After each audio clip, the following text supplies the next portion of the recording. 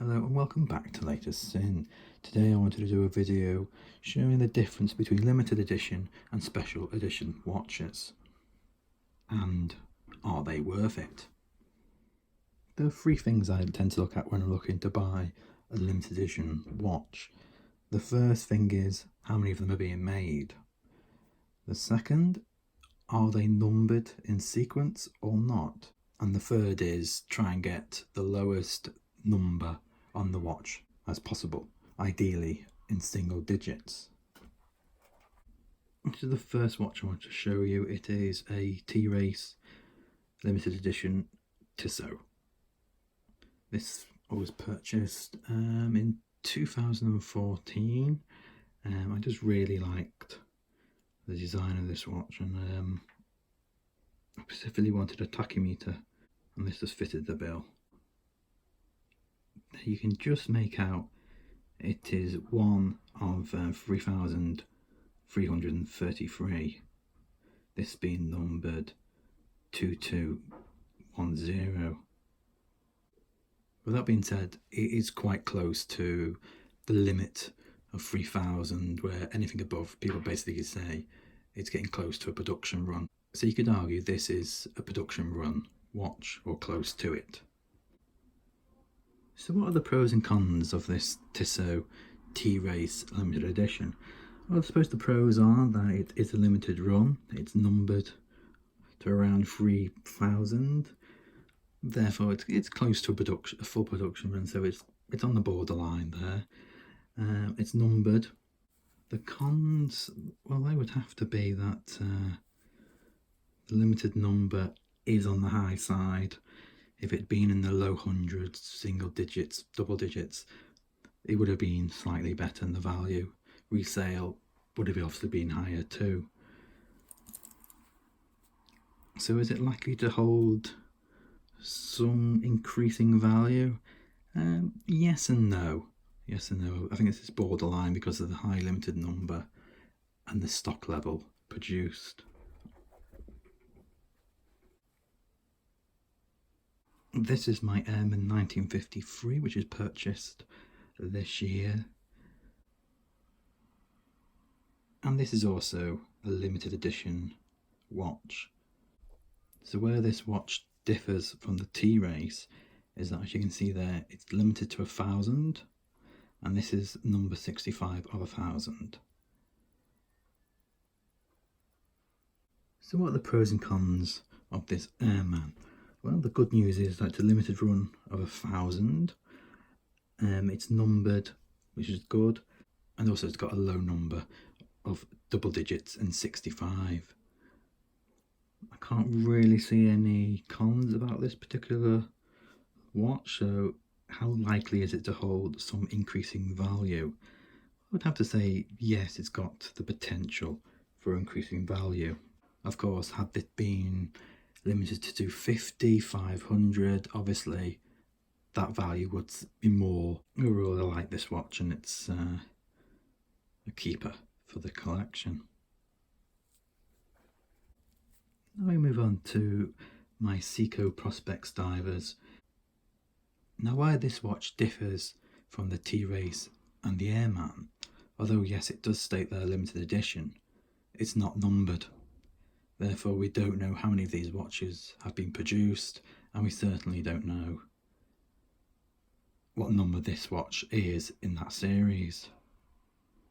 So when you're looking at a limited edition watch, you want to know basically how many is in the production, and with this watch we can't tell. So this is a good example of the difference between numbered and unnumbered limited edition watches.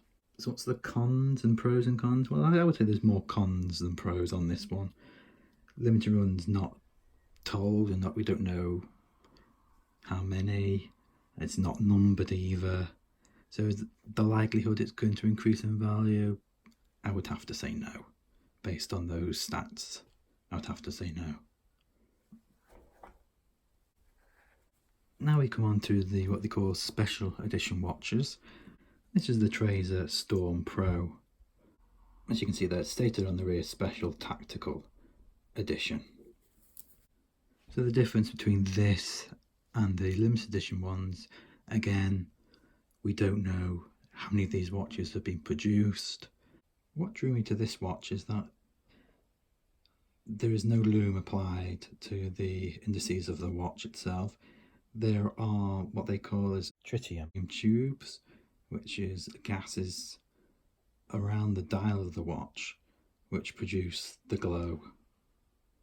And these individual units last for around 25 years. So that was the main reason I purchased this watch. It wasn't the fact that it was special edition, it just happened to be one of the watches they had in stock at the time. So what's the pros and cons of this watch? Well, as we know, it's a special edition, therefore they can make as many as they want, so we're not told about numbers and stuff. So consequently, will this watch increase over time? The chances are no, it won't. But it's a cool watch to have in the collection, and it was bought really as a beta watch, and that's what it's used for in the collection, as a beta. So that brings on to the final watch here, and this is another special edition watch, and it is a Tissot Quickster. I purchased this watch like the Traser as a beta watch. I liked the look of it really. Didn't really bother me that it was limited or special edition. I just like the appeal of the particular watch. And this particular version is after Miami Heat, and there's their logo there and the colours on the half NATO strap. Not numbered, as you can see, so we don't know how many of these are in circulation. But again, it wasn't bought for that, it was bought for a beta. Just like the Traser, I don't think this watch is going to increase in value over time, and particularly this is also a quartz movement similar to the Traser.